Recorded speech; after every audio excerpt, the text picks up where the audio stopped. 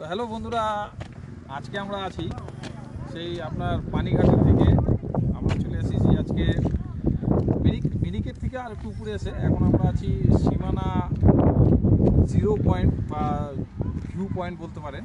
মানে এটা অ্যাকচুয়ালি আছে হলো আপনার একদিকে হলো নেপাল আর ইন্ডিয়ার একদম বর্ডার।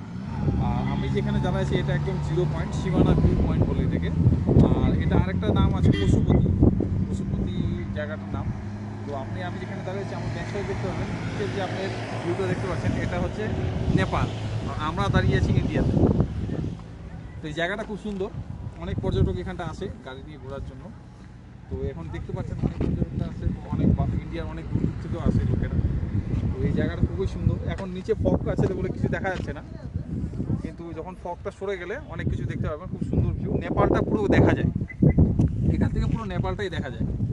তো চলুন একটু ঘুরে আসি, দেখি কেমন